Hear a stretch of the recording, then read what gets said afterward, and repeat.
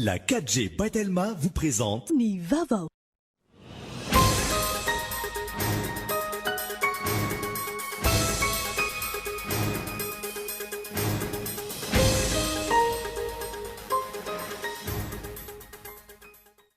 Mahalona ny fiakaran'ny trangany coronavirus eto Madagasikara, laza ny ministra tompona andraikitra fa mitony ady atao ary efa misy ny paikady napetraka. Faritra roa ny tena ahitana tranga betsaka indrindra.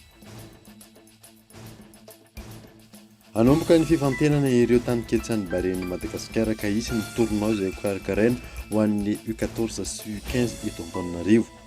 Andeha manerana nosy izay fifananana izay ary arahana amin'ny mpanazatra ny ekipam-pirenena Nicolas Dupuis.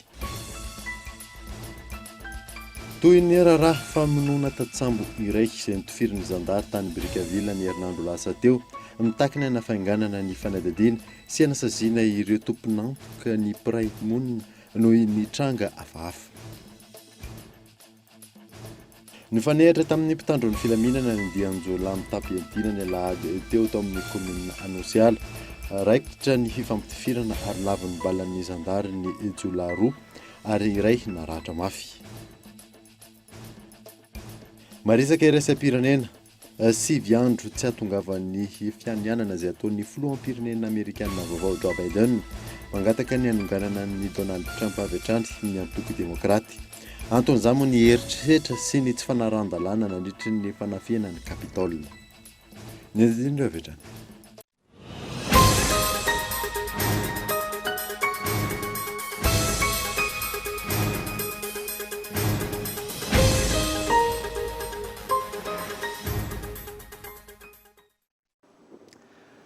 Fanandra tompoko lasy tompoko vavy taona vaovao eto amin'ny Kultivika manasanao ary anaraka izany hatramin'ny farany. Lanabotsika ny vaovao manoloana ny fiakaran'ny tranga coronavirus eto Madagasikara. Laza ministra tompona andraikitra fa efa mbola mitohy ny ady atao amin'izany ary efa misy ny paikady izay napetraka. Faritra roa ny tena ahitana tranga betsaka indrindra atao Andriatsila. Manoloana ny fiakaran'ny tany tranga Covid-19 eto Madagasikara vokatry ny fifampikasoana nandritra ny fetin'ny Krismasy sy ny fetin'ny faran'ny taona, nanamafy ny ministra tompona andraikitra fa efa nisy fiomanana natao sy paikady manokana amin'izany. Isan'izany ohatra ny fanapahana ny fitohizan'ny fifindran'ny valanaretina amin'ny alalan'ny fanentanana sy ny fanamafisana ireo fepetra ara-pahasalamana takiny. No milazatsika fa somary miakatra kely ilay tranga fa ny fepetra dia hita hoe tokony hamafisina foana lay fepetra sakana rehetra mihitsy zany, indrindra fa ny fitondrana ny arovava orona, tsy eto Antananarivo ihany, Analamanga ihany, fa manerana ny faritra maro samihafa eto Madagasikara izany.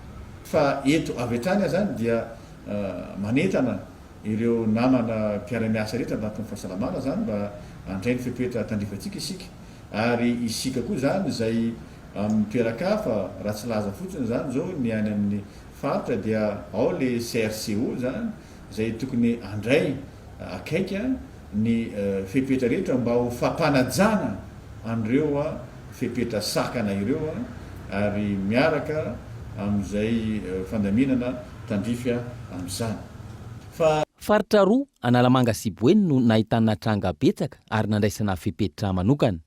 Araka ny tatitra ofisialy voaray farany mahakasika ny Covid-19, misy 370 eto amin'ny faritra Analamanga ary misy 720 amin'ny faritra Boeny. Tamin'ireo tranga misy 432 ny roa hatramin'ny fahavalon'ny volana Janoary lasa teo. Ny faritra anankiray zany dia hita fa misy ny fiezahana kanefa eo amin'ny fampanajana ny fepetra sakana rehetra. Hita koa zany fa mbola tsy tena miala amin'ny faritra io zany ilay coronavirus. Dia izay moa zany dia efa nandefa ary mbola mampijanona any mandra-pahatonga an'izao zany ireo olona avy ety aminay zany hanampy ny any atoerana, ary izay mampatonga hoe mampirisika ny mpiasan'ny fahasalamana mba tsy ravoravo tanana mihitsy fa itsika any atoerana mihitsy any ny tena miaramila ambavahady tsy maintsy mandray an-tanana ireny marary ireny. Fa misy faritra anankiray zany izay ahitana tranga izay azo lazaina hoe misy fahasarotana no misy azy, fa eo mihitsy no misy fanentanana kely tiako atao ary fanovana amin'ny paikady dia ity. Voalohany ireo olona misy fahasarotana ireo dia olona manana aretina mitaiza ary efa fantatra ankehitriny fa ireo zany le ataontsika hoe diabetika zany, ary ireo koa le hoe olona misy fiakaran'ny tosidra reo zany ny ankamaroan'ny olona izay mampiseho ilay tranga misy fahasarotana. Mitoetrany raha ny fanazavana ny fiaraha-miasa amin'ireo manam-pahefana iny fotony ho fampatsihivana sy ho fampanajana ireo fepetra ara-pahasalamana takiana ireo. Angatahana ihany koa ny tsirairay fanome tanana ka hanory sy hampatsiahany hafa amin'ny tokony anajana ireo fepetra takiana ka tsy voatery iroso amin'ny fanasaziana. Tontolon'ny kitra kosa indray dia hanomboka ny fifantenana ireo tandiketsany bareny Madagasikara ka isan'ny tournoi izay ho karakaraina ho an'ny U14 sy ny U15 eto Antananarivo. Andeha manerana nosy izay fifananana izay rana amin'ny mpanazatra ny ekipa pirenena Nicolas Dupuis. Io ny nasaina. Ho fijerena izay andrafitra indray ny ekipa pirenena malagasy eo amin'ny taranjabolina kitra Atsoatsy, isy ny fifaninanana karakarain'ny federasiona, ny ligue miaraka amin'ireo ekipa teknika ny Bariany Madagasikara tarihin'ny mpanazatra Nicolas Dupuis ho tanterahana eto Antananarivo ary ifanindran-dalana amin'izay ny fifantenana any amin'ny faritra. Ny 32 ekipa voalohany ifanandrina manomboka ny février hatramin'ny mois de mai. De les 32 équipes faharoa zany ny mois de juin hatramin'ny mois de novembre. De amin'ireo 32 équipes ireo indray mizara poule valo 4 équipes de chaque. De ces deux premiers nous qualifiés amin'ny 8e de finale izay ho atao any amin'ny mois de novembre. De zay mandresy moa mazava ho azy miakatra quart de finale, demi-finale, de finale. Izy finale zany aloha amin'ny tournoi 1. De aveo izy finale amin'ny tournoi 2 samy amin'ny mois de novembre io. De rehefa aveo zay vao isan'le grande finale an'le vainqueur an'le tournoi anankiroa sy ireo ankizy voafandina avy any amin'ny province. Re mpandray anjara rehetra amin'le tournoi no jerevana satria izay no mahatonga azy nitarina lava be mihitsy mba hita foana le ankizy fa tsy hoe indray milalao fotsiny izy de tsy hita tsony rehefa aveo. Fa amin'ny eto Antananarivo zany 25 no raisina de miampy an'ireo 25 avy any amin'ny province. Araka izany teten'i Madagasikara ny mpanazatra Nicolas Dupuis hitsirika ireo ankizy 17 hatramin'ny 18 taona manan-talenta eo amin'ny baolina kitra ary anambatra izany amin'ireo mendrika eto Antananarivo izay ahitana ekipa 17. Amin'ireo no volavolaina ao anatin'ny Académie de Barea sy andrafitra ny ekipa pirenena malagasy any aorina. Conformément au projet présidentiel, c'est de araka ny tetikasan'ny filohan'ny pirenena ny hijerena ireo izay mana-talenta sy hanampiana azy ireo hivoatra izay fantatro fa maro eto Madagasikara raha baolina kitra no resahana dia tafiditra tsara ao anatin'izany ity karakaraina ity. Ifanindran-dalana amin'ny fifaninanana eto Antananarivo, isy ny fanentanana izay ho tanterahiko any amin'ny faritra iarahana amin'ireo filohan'ny ligy, ireo mandrafitra ny ekipa pirenena taloha izay navondrona anatina fikambanana ary ireo namana maro samihafa. Araka izany fanomezana sehatra ho an'ireo tanora izy ity sy mba ahitana taratra izay ho Barea rahatra izay.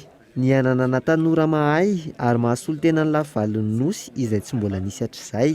qui représente tout le pays, ce qui n'a jamais été le cas. Anomboka ny 17 janoary izao ny fisoratana anarana ary farana ny 12 janoary eny amin'ny lapan'ny kolotsaina sy ny fanatanjahantena ho an'ireo izay ekipa andray anjara.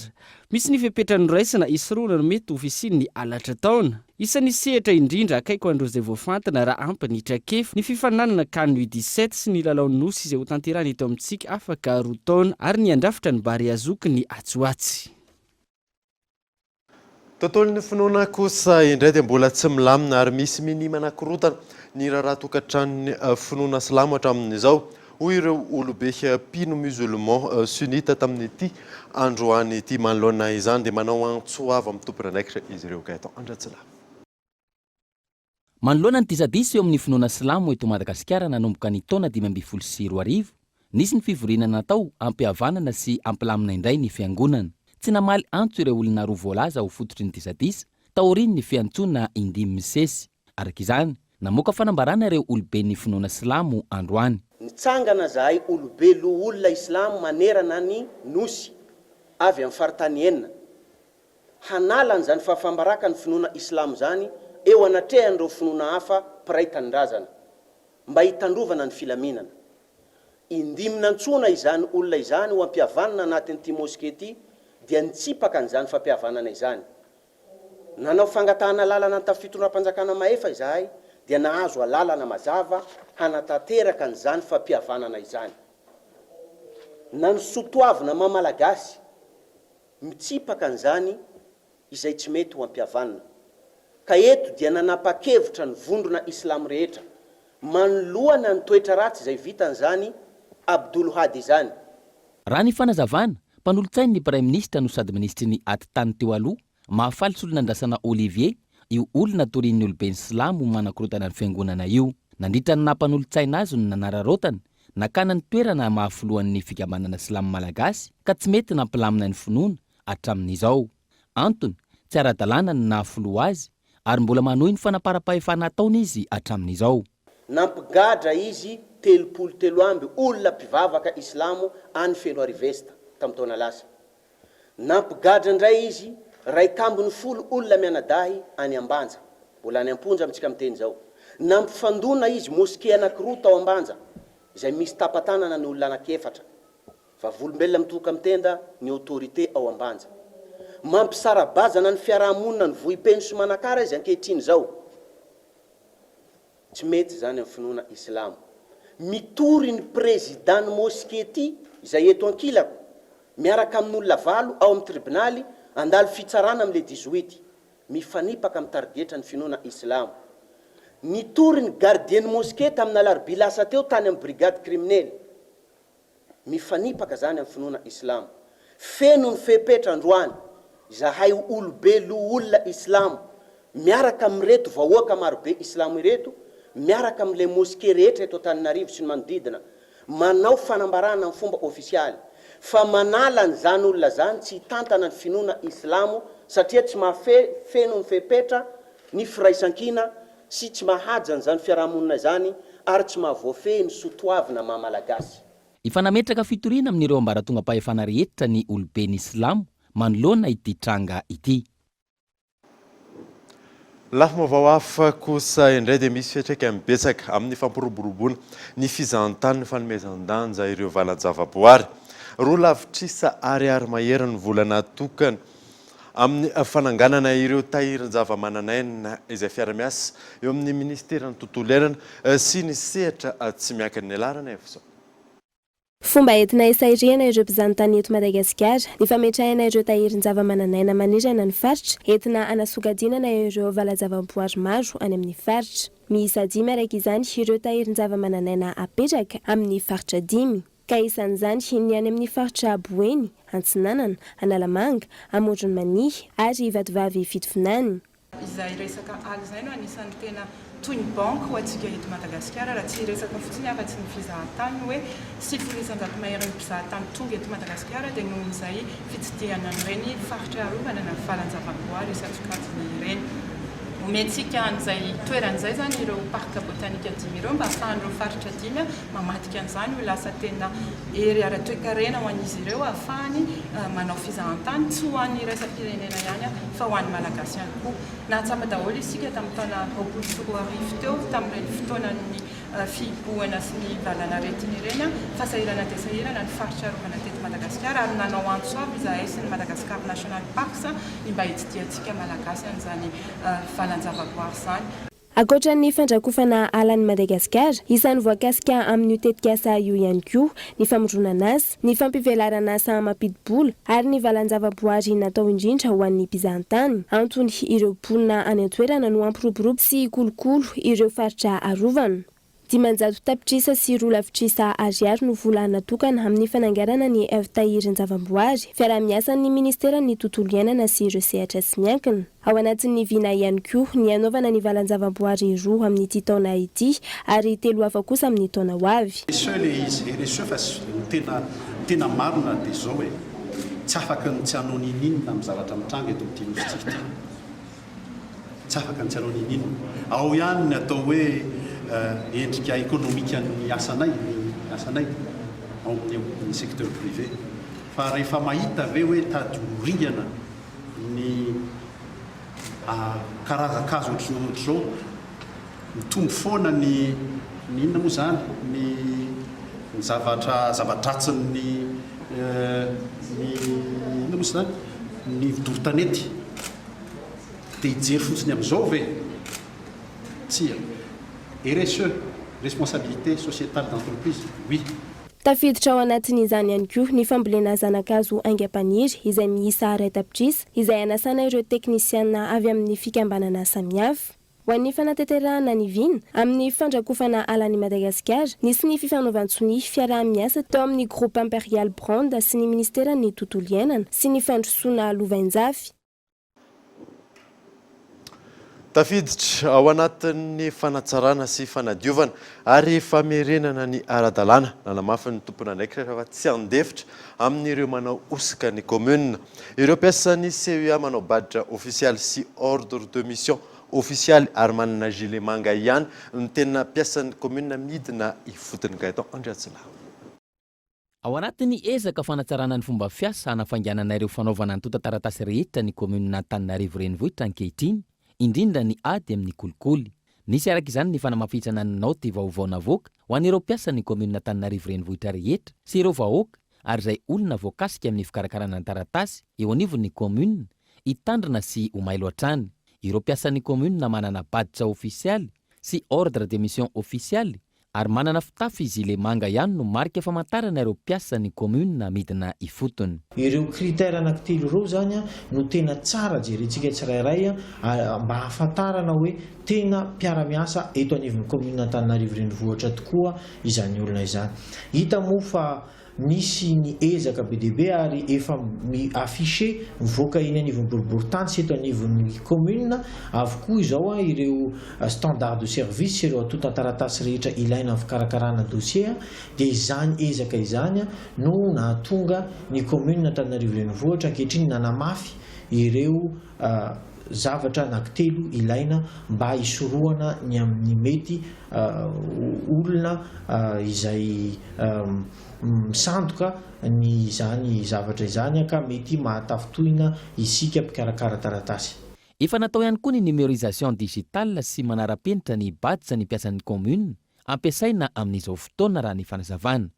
Misy ny cellule bonne gouvernance et lutte contre la corruption eto anivon'ny commune izay manara-maso hatrany amin'ny fotony boriboritany, fokotany ary ny anivon'ny lapan'ny tanàna ary miara-miasa akaiky amin'ireo tompon'andraikitra mpanjakana, ny fitsarana, ny pôle anti-corruption sy izay rehetra mety ho voakasika izany. Efa nisy ny fepetrany raisina tamin'ireo olombitsy efa tratra na mpiasa teo aloha izany na mety olo-kafa misandoka mihitsy dia efa nandraisana fepetra entitra izany. Efa nisy ny ezaka nataon'ny commune Antananarivo renivohitra eny anivon'ny boriboritany sy ny direction amin'ny fametahana ireo afisy mikasika ny taratasy ilaina amin'ny fanamboarana ny dossier. Tsy azo leferina ireo mpiasa na olona manao osoka. Ny EPP Ambobao Anteroka no voasafidin'ny ministera tompony andraikitra sy ny mpiara-mombonantoka ho sakaizan'ny rano ny fanadiovana sy ny fidiovana ny taona 2024. Zava-dehibe ny fametrahana sekoly modely toy izao indrindra ao anatin'ny ady amin'ny Covid-19 raha ny fanazavana azo. Yves Richard. Voafantin'ny mpiara-miombonantoka indrindra misehatra amin'ny rano fisotro madio ho sekoly sakaizan'ny rano. Ny fanadiovana sy ny fidiovana ny taona 2024 ny EPP Ambobao Anteroka anatin'ny Sisko Ambohidratrimo. Ankoatra ny kalitaon'ny fampianarana omeny ny anivon'ny sekolim-panjakana izay fezahana ampiakarina araka ny fanambina apetraka. Zava-dehibe ho an'ny mpianatra eny anivon'ny sekoly ambaratonga fototra miankina amin'ny fanjakana amin'ny fanamafisana ny vodi-drafitrasa fidiovana sy fanadiovana toy izao. Manana tombony lehibe ireo zaza malagasy satria misitraka amin'izany zo fototra hianatra ao anatin'ny tontolo fampianarana foto-drafitrasa mendrika amin'izy ireo. Manana tombony tokoa satria dia ny ety anivon'ny sekoly fanabeazana fototra dia efa ampitaina amin'izy ireo ny fepetra rehetra mifandray amin'izany indrindrindra amin'izao vanandro sy fotoana hiatrehana ny valanaretina izao. Raha folon'ny sekoly ambaratonga fototra efa nahatontosany dingana anandratana azy ho sekoly sakaizan'ny rano sy ny fidiovana. Maherin'ny 50 ny andrasana feno fepetra amin'ity taona 2024 ity. Tanjona ny hanomezana ny zaza malagasy ny toetra fototra fikoloam-pahasalamana manomboka aty amin'ny sekoly ambaratonga voalohany. Araka voalazan'ny ramatoa minisitra ireo teo dia hiezaka ampitombo an'izay 50 izay amin'ity taona ity ary hoezahana hoe ny sekoly manara-penitra rehetra dia hahazo an'izay programan'asa zay no maniresaka hoe sekoly sakaizan'ny fanadiovana sy fidiovana izany dia itsijovana tanteraka n'ilay fahasalaman'ny ankizy satria raha manana vatana salama dia manana saina matsiro. Ankoatran'ny mari-pankasitrahana nomena ny sekoly notoloran'ny mpiara-miombonantoka foto-dravitra sampanadiovana sy fidiovana fanampiny ihany koa androany ny EPP anti-roka ho marika izay fandrombahany larana voalohany amin'ny fitandrona ny fidiovan'izay. Tontosateny an-toerana ihany koa ankoatr'izay ny fifanaovan'ny ny mpiara-miasa ho fanamafisana ny tetikasa teo anivon'ny ministera rotonta. Toy ny raha famonoana tatsambo iray izay notifirin'ny zandary tany Brickaville ny herinandro lasa teo. Mitakiny anafainganana ny fanadadiana sy fanasaziana ireo izay tomponantoka ny praimonina no ity raharay ity izay mampametitra mpanontaniana ny maro. Andro maro ty orin'ny tranga tao Brickaville izay nahafaty ilay tatsambo Maso Ernest voalaza fa notifirin'ny zandary tsy nahaza ho mpanazavana ny tompon'andraikitra voakasika. Manoloana izany nanao fanambarana iombonana ny fianakaviana sy ireo praimonina amin'ny ity tatsambo ity no ny aya maro raha ny fanazavana. Agnatrian'izay dia magnano antsoavo zahay, magnano antsoavo amin'ny tompon'andraikitra jiaby, amin'ny mpitondra fanjakana mba hijery ankaiky zay trangan-javatra zay agnadiady laly fa indrindrandrindra andray fepetra farany izay entitry amin'izay navanondoza sy amin'izay niala sotasota agnatin'izay. Marina keto koa fa nimpitifitry tsy iza fa gendarmeria zay tsisy fanadiadiana voailaka na olo-tsotra sivily dia nitifitry tsy nisy fagnontania nefa ny voatifitra tsy nisy fikasana ny amaly tsy nisy fikasana ny ilefa fa voatifitry noho ntsirariny voatifitry ankitsiragna. Tsy ivona ny fiandohany ity volana ity ny tonga tao Brickaville ity tatsambo ity rehefa niato ny asany tany Tomasina. Rehefa tonga tany an-toerana nandeha niresaka fa mitovitovy bika aman'endrika tamina jiolahy izay tafaporitsaka tamina fanafiana amin'ny tapiadiana tamina tranona assistant parlementaire iray teo aloha izy iray andro melohany io. Nampiantso sompitandro ny filaminana avy hatrany ilay assistant parlementaire teo aloha io ary raikitra ny fanazavana teo amin'ny raha-tompokolahy sy ny tompon'ilay trano voatafika ary ny zandary. Ka ny afara tamin'ny fahafatesan'ilay tatsambo izay voalaza fa notifirin'ny zandary. Andrasana araka izany ny fanazavana avy amin'ny tompon'andraikitra eo anivon'ny zandarimary Pirenena momba ity raha ity. Tonga eto amin'ny fotoana ny dokavarotra isika ao aorianan'izay atatsika ny tsy fandriam-pahalemana eto Antananarivo eo ihany koa ny kolontsaina malagasy dia ny mahakasika ny misaobady. Rehefa avy eo ary.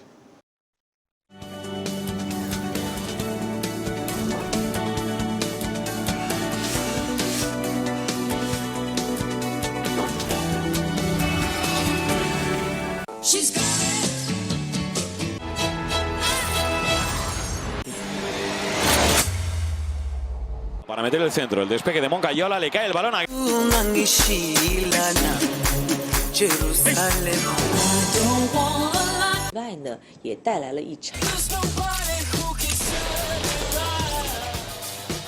Les meilleurs divertissements méritent le meilleur de l'Internet à Madagascar. Accédez à tous vos contenus préférés en illimité avec la fibre Betelma à seulement 249 000 TTC par mois. Et en cette fin d'année, abonnez-vous à la fibre Betelma et achetez votre Smart TV Miros 40 pouces pour 249 000 supplémentaires. Rendez-vous vite en Telma Shop.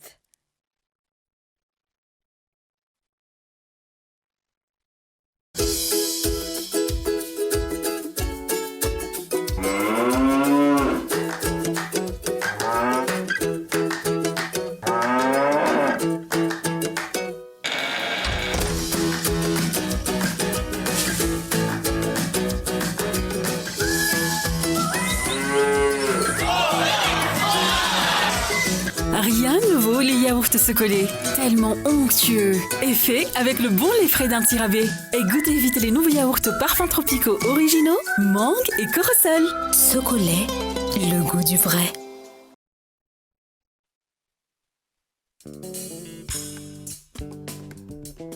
Ho antsika poniny eto Antananarivo renivohitra sy ireo orinasa na fikambanana, ny CMH dia mamaritra fa ny fako vokarin'ny tokantrano ihany no azo ariana eny amin'ny daba-pako munisipaly. Ny tsy fanajana izany dia miteraka fanakorontanana ny firindran'ny fiainan'ny mponina andavanandro. Ho antsoy ny laharatarby voalaza etsy ambany na manatona ny samva raha misy ireo fako avy amin'ny orinasa na azo tapahina sy ny maro hafa.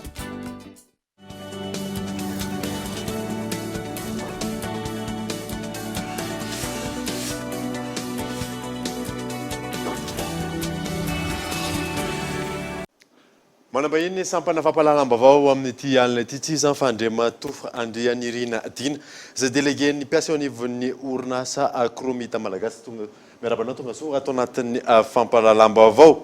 Mianada zay mandray vaintsika amin'ity androany ity miaraka amin'ny mianta Andrianay ny tenako amin'izany ary omeko koa azy avy hatrany fitenenana. Fantaniko voalohany avy hatrany efa fotoana maritra izay ianareo teo anivon'ny mpiasa teo anivon'ny orinasa Kroma no nanatotosa fitakiana efa nisy ihany ny ampahany izay hoe voavaly. Ina marina moa zany le efa voavaly ary inona no mbola takianareo?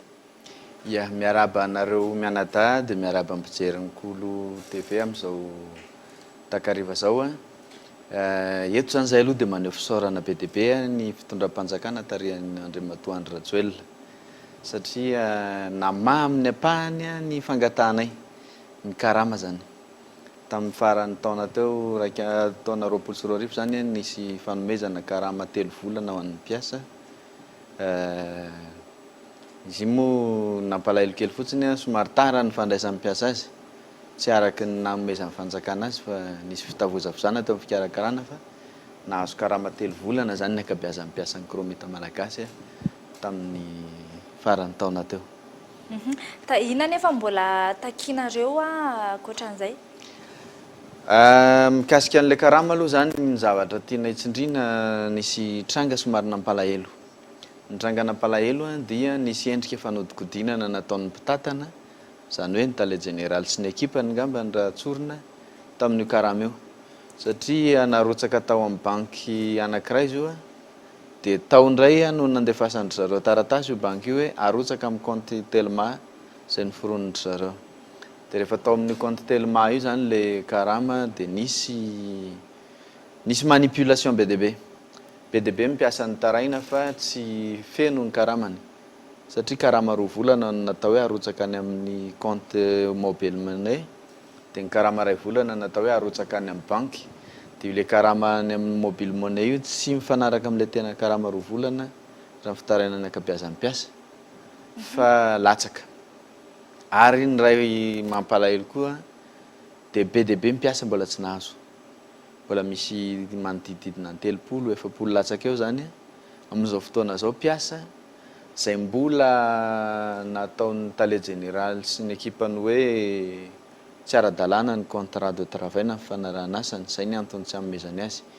Reo olona reo nefa tiako mariana eto fa olona efa niasa tamin'ny Kroma nandritry ny taona maro zany hoe ny contrat de travail lazain'ny tale général tsy ara-dalàna iny ihany no niasany teo ary ankoatran'izay raha ho an'ny tamin'ny andron'ny fitantanany fotsiny dia nandray karama reo olona reo ny taona 2024 tao anatin'ny fitantanany tale général ankehitriny zany nefa ny aty amin'ny taona 2024 lazaina indray fa tsy ara-dalàna ny fanarahana tokony tany am-boalohany zany dia efa hita zay tsy fetezan'izay raha nisy zay fa le olona niasa nefa tsy nomena ny valikasasarany tokony ho izy zay zany nitranga nampalahelo tamin'ny ianao zao délégué ny mpiasa ho anareo ve misy ihany ve nefa ny fanatonana miaraka amin'ny tale général na ny eo anivon'ny tompony andraikitra eo anivon'ny orinasa Kroma iresahana an'izay hoe olana izay sa hoe tsy maintsy miditra amin'ny fihetsiketsehana foana ny nisy firesahana tokoa ary za manokana dia efa niantso azy telefona satria tany Breville no tonga io karama io dia niantso azy telefona fa valiteny avonavona no azoko. Fitakianareo zany amin'izao amin'izay hoe famenoana ny karama zay sa misy fitakiana ny famenoana ny karama aloha ngamba ny zavatra takianay dia hoe avoiny fiche de paie satria tsy misy fiche de paie le karama andraisina teo fa tonga dia amin'izao fotsiny avoiny fiche de paie ahafahan'ny mpiasa tsirairay manamarina hoe tena le karamany hatramin'izay ve io niraisina io sa tany amin'ny fiche de paie dia efa nahena ny karamany sa tany amin'ny fandefasana any amin'ny volana nanenana ny karamany raha izany zay. Fitakiana faharoa ary ity tena angatanay mba alaky omeo karama reo olona mbola tsy nahazo reo. Ohatra ny ahoana zao ny orinasa avy amin'izao tena tsy mihodina intsony ohatra ny ahoana ny fihodinan'ilay izy amin'izao? tsy misy ninina mandeha tsony zany eo amin'ny koromalo amin'izao heritaona sy tapany zay raha pahatsahivana kely tamin'ny volana jolay 2024 no nanomboka tsy namokatra intsony ny kroma fa napahakevitra zay niraisin'ny mpitantana tao amin'ny rosianina raha filazan'ny talent général no anton'izay dia hatramin'izao aloha zany mbola tsy misy mangirany. Dia mety hoe ahoana zany ny ahafahana mandohan'izay hoe anefana ny karaman'izay raha ny orinasa ary tsy mihodina nandritra ny heritaona mahery? Io zany ny fitakiana efatra amin'ny ely mba mahamenatra koa ange hoe isan'andro ianao dia angataka dia hitaky karama. Mba lehilahy lehibe ihany ny tena ary ny mpiasa ao koa mba olon-dehibe daholo ihany. Ny fitakiana hatramin'izay tany ho any amin'ny mars febroary tamin'ny febroary 24 zany efa niakatra tao amin'ny ministeran'ny arena kibon'ny tany sy ny loharankarena stratejika nangataka hoe ao velominay ny kromalo fa hitanay ny fomba ahafahana mamokatra farafaratsy ny loha na ho karama mampiasa fotsiny ary mba tsy ho charge ao amin'ny fanjakana ny karama mampiasa zao zany efa misy karama mbola misy karama 7 volana any ny taona 24 tsy voaloha raha navela zay tamin'izany namokatra araka ny planina zay efa narosonay tamin'ny ministera dia mazava ho azy fa tsy tonga amin'izao fa mety ny karama 3 volana janoary febroary marsa ihany tsy maintsy nalohan'ny fanjakana ohatra dia ny ambony hitanay ny nanaovana an'io zay tsy mireharefa efa ela ny akabiazanay ny asa tao amin'ny kroma hitanay ny tokony atao. Ahoana zany le fomba rany amin'izao ohatra no resitsika ohatra raha isany mety ho vahaolana ahafahana mandony karama mampiasa na ho vahaolana amin'ny resaka olana ny orinasa kroma mety ahoana zany ny fomba ahafahana mamerina indray mamelona ny orinasa manodina indray ny orinasa kroma? Betsaka ny azo atao raha ho an'ny kroma zany ny kroma zany tena mbola betsaka ny vahaolana azo atao hamelomana azy. Voalohany aloha ny planina zay ny drafitra zay fanarosonay any amin'ny ministera dia drafitra ahafahana mamelona ny kroma amin'ny alalan'ny herin'ny tenany miainga tsikelikely mandoa ny trosa mpiasa aloha dia mandoa tsikelikely koa ny trosan'ireo mpiara-miasa. Ny drafitra zay natolotra any amin'ny ministera plan de redressement no anarany. Misy ihany koa nefa hevitra hafa ahafahana mamelona ny kroma.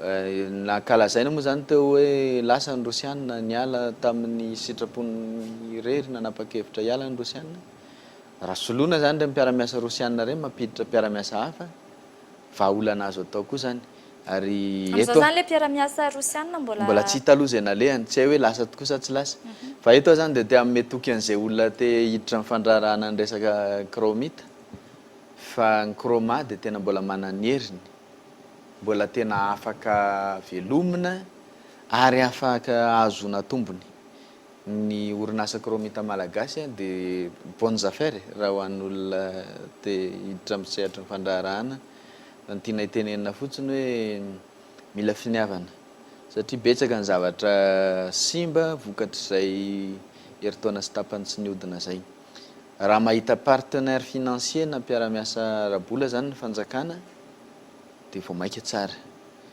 ary zay ny tena tsara indrindra ho an'ny kroma zany dia mba hoe partenaire financier no atolotra olona anao investissement anatin'ny kroma dia amin'izay fotoana zay mahaleo tena tanteraka ny kroma. Raha fitentsika zany inona zany no endriky ny hetsika izay totsainareo amin'izay fitakian'izay sa isy ve ny fiantsoana fampiresahana indray amin'ireo tompon'andraikitra? Izay zany dia miantso fampiresahana indray amin'ny tompon'andraikitra isan-tsokajiny ao anivon'ny kromita malagasy sy ao anivon'ny ministera eny hatrany amin'ny présidence satria raha ny resadresaka erinay dia ny présidence amin'izao fotoana izao mandray atanana famahana ny olona ny kroma vaovao mahafaly anay zay raha marina te hiteny amin'ny ekipa amin'ny présidence sy amin'ny filoham-pirenena zay hoe avelao zay hitondra ny traikefanay misy anjara biriky tokony hoentinay amin'ny fandrafetana ny fifanarahana nizaniza tonga eo zay tsy hanilika dia avelao zay hitondra ny traikefanay fa vitatsika ny mampandeha ny kroma. Feno zay fananzavan'izay fa raroto kely ianao ianareo izay isany hoe mitrandraka ihany koa ahoana ny fahitanareo ny tranga tahaka n'ireny hoe fanondranana volamena tsokotsoko izay tratra tany Afrika Atsimo ireny? eny zany raha ohatra ka tena ahitsoko ny fiteny azy dia reny ny vokatry ny tsy fandraisana andraikitra madinidinika rehefa mitambatra. Tsy manakinan'izany izy zay raha miteny an'ity fa efa imbetsaka zay no nyresaka sy ny teny tamin'ny ministera piahanay fa misy fitrandrahana volamena tsy ara-dalàna ao amin'ny tanin'ny Kroma ao Breville, misy ao Maeva tanàna, misy any Betsika. Ny tao Maeva tanàna sy ny tao Betsika efa nandehana ministra mihitsy ny tonga tany nanakatona azy. Fa ny fahafantaranay azy voalasa ministra dia miverina ny sokatra le fitrandrahana. Dia ny zavatra toy izany no mahatonga an'ireny, zay tsy miteny hoe volamena anay ireny, fa zay mino fa misy anatin'ny volamena trandrahana fomba tsy ara-dalàna ao amin'ny tanin'ny Kroma tafiditra amin'ny volamena mivoaka tsokotsoko atao Madagasikara. Ie, ankasitrahany ianao nanaiky ny vahiny teto amin'ny fampahalalam-baovao. Dia makasitraka ny Cool TV, dia makasitraka ny mpijery, dia makasitraka nareo ihany koa tamin'ny fanasana. Zay resaka mahakasika ny olana eo anivon'ny orinasa Kromita malagasy. Fa ny anoisantsika ny vaovao kosa indray dia miverina mirongatra manomboka ny faran'ny taona teo ny vakitrano sy ny alabotry eto Antananarivo renivohitra. Tsy andro tsy alina manao ny asa ratsy ny ireo olon-dratsy toy ny eny amin'ny fokotany Ambondrona sy ny manodidina. Yves Richard. Tsy mbola tafapetraka araka ny tokony ho izy ny fandriam-pahalemana eto an-drenivohitra. Endrika isehon'izay nanomboka ny volana Desambra ny vakitrano sy ny alabotry. Isany nahazoana fitarainana maro ny fokotany Ambondrona sy ny manodidina. Mamela amin'ny fotoana rehetra ny jiolao ny fanazavana. Toy ny tranga niseho tamin'ity tokantrano iray ity izay voarakitra an-tsary avokoa tamin'ny alalan'ny caméra de surveillance. Tamin'ny alakamisy 7 janoary tokotokony tamin'ny 2015 teo dia nisy tovolahy kely anankiray tonga avany mijoro teo an-davarangana.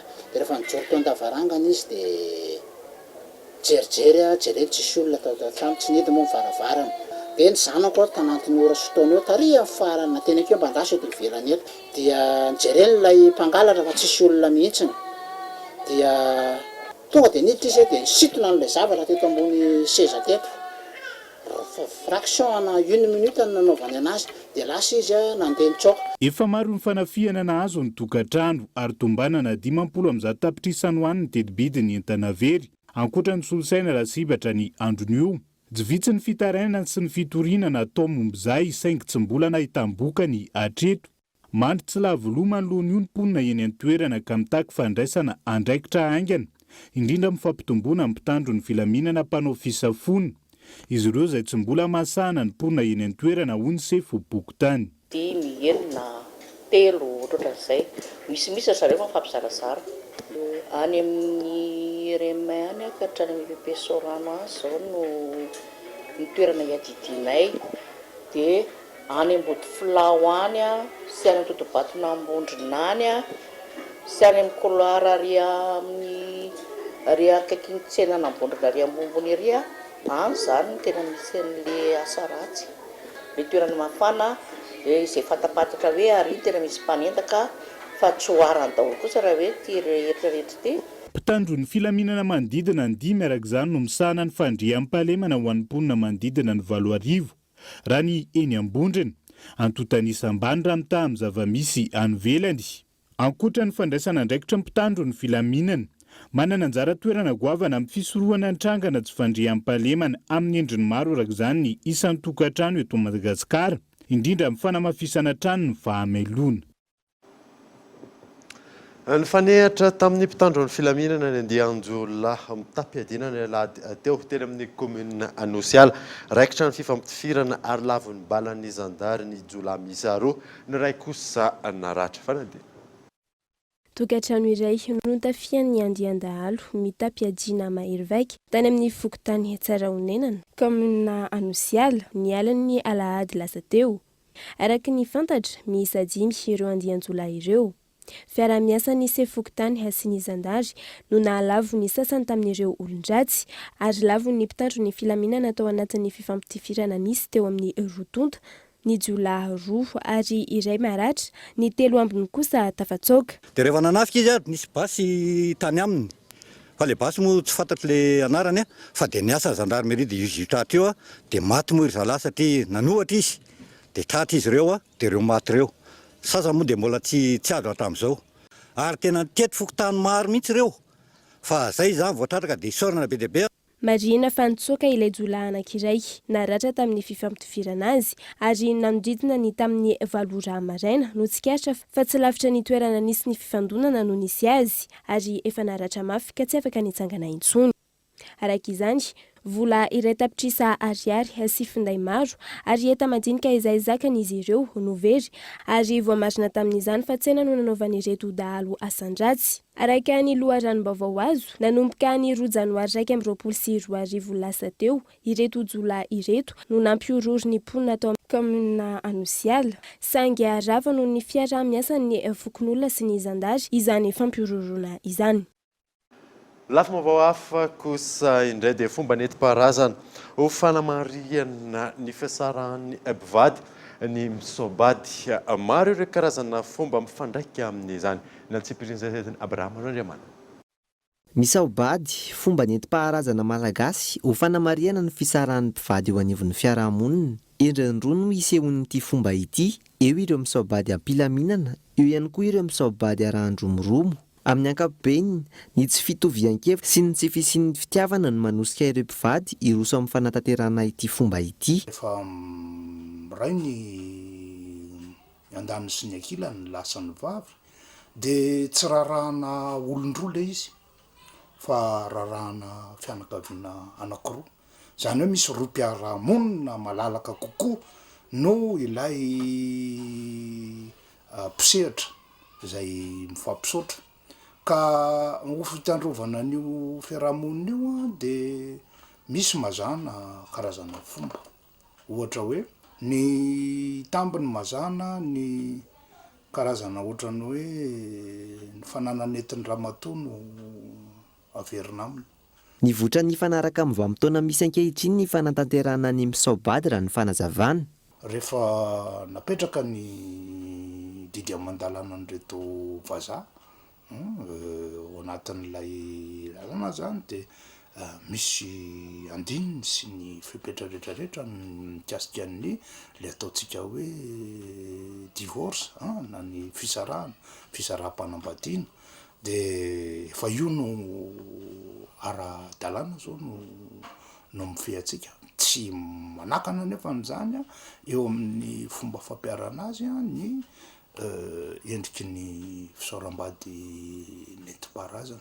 Tsy aivina, isan'ireo fomba nentim-paharazana isoroana ny misaobady ny fanatanterana ny vady andrana. Ity farany izay fomba manome fahafahana ho an'ny olon-droa hiomina toeram-ponenana toy ny mpivady na tsy mbola nisy aza ny raharaha-piarahamonina. Tanjona amin'izany ny fizahana toetra eo amin'ny samy roa-tonta ho firosoana amin'ny fanambadiana. Avina vinaina ho faty an-dalana manomboka ny alarobia ho avy izao ilay rivo-doza Danilo amin'ny ranomasimbe indianina raha nambarany teo anivon'ny Meteo Madagasikara tamin'ity androany ity. Arak'izany dia azovana ny rotsakorana amin'ireo faritra samihafa manerana nosy amin'ity herinandro ity fanadina. Manodidina ny 10 kilometatra atsinanana mialan'ny manoro ny atoandro teo no nisy ilay rivo-doza Danilo ao amin'ny ranomasimbe indianina raha nambarany teo anivon'ny Meteo Madagasikara. Mizotra mianatsimo andrefana amin'ny hafainganam-pandeha 10 kilometatra isan'ora ity rivo-doza ity ankehitriny ary vinavinaina ho faty an-dalana afaka 2 andro raha ny fanazavana. Raha ny tontolo manodidina izay iainany aloha tsy mahazo aina firy izy ary tombanana ho faty an-dalana ihany zany hatrany amin'ny larobina alakamisy ho avy izao na zany tsy zany mety hanantona akaiky ny morontsiraka atsimo atsinana Madagasikara izy izay manome vahana kokoa indray ny rotsakorana eto Madagasikara ny amin'ny larobia anoany. Arak'izany iverina ny filatsahan'ny orana amin'ireo faritra samihafa manerana nosy amin'ity herinandro ity. Tafiditra amin'izany eto amin'ny faritra Nalamanga, Alaotra Mangoro ary ny ilany atsinanany nosy. Manentana ny rehetra hitandrina sy homailo manoloan'izany ny tompona andraikitra. Mety ho betsaka ihany izay oran'izay manomboka ny alarobia fa ho an'ny hatramin'ny talata aloha izany mety ho kelikely ihany. Na izany na tsy izany amin'ny vanim-potoana toy izao tsy dia tena hoe mety hevitra amin'izay fahabetsahan'ny rotsakoran'izay tsika fa ny toromarika avy ety aminay dia mila miomana foana ny mponina tsirairay mihitsy rehefa vanim-potoanan'ny fahavaratra toy izao satria rehefa avy ny orana dia mety hiotsaka amin'ny tany, mety hisy ihany koa ny fiotsahan'ny tamboa, eo ihany koa ny rano miandrona eny amin'ny arabe sy ny faritra maro samihafa eny. Ankoatra izay, itoy ny fiakaran'ny maripana raha nambaran'ny mpamantatra ny toetrandro. Vinavinaina nanika hatramin'ny 27 degré celsius kosa izany ho an'ny tapany atsimon'ny nosy. Maresaka iraisam-pirenena kosa indray dia 9 andro tsy hahatongavan'ny fianianana izay ataon'ny filoham-pirenena Amerikanina vaovao Joe Biden mangataka ny hanonganana ny Donald Trump avy hatrany ny antoko demokraty. Anton'izany moa ny herisetra sy ny tsy fanarahan-dalàna nandritra ny fanafiana ny Capitol fanadina. 9 andro alohany anatanterahany filoham-pirenena Amerikanina vaovao ny fianianany. Ahoana ny mety ho fihetsika Donald Trump? Izay ny fanontaniana goavana mipetraka any Etazonia amin'izao fotoana izao. Antota taratasy maro fangatahana fanongana an'ity filoham-pirenena ity araka izany no napetraka ireo avy amin'ny antoko demokratika. Ankoatra ny herisetra sy ny tsy fanarahan-dalàna nataon'ny pombazy nandritra ny fanafiana ny Capitol. Maro ny tsy fanarahan-dalàna tsikatra nandritra io. Isan'ny trangana herisetra goavana ny anjady tamin'ny Capitol ity nataon'ny pomban'ny Donald Trump ity ho Nancy Pelosi. Isan'ny mpitarika ny vondrona demokratika, isan'ny antony hanohanana ny 25e amendement amin'ny lalam-panorenana, izay isan'ny ahafahana manala ny filoham-pirenena aingana amin'ny toerany. Ity farany izay andrasany fanohanana avy amin'ny kongresy any an-toerana ihany koa, tranga izay tsy mbola niseho tamin'ny tantaram-pirenen'i Etazonia 700 taonany izao. Dia izay mamarina ny vaovao tamin'ity androany ity ankasitrahany ianao nanaraka izany soavamandry dia pialao amin'ny fodalo tompoko.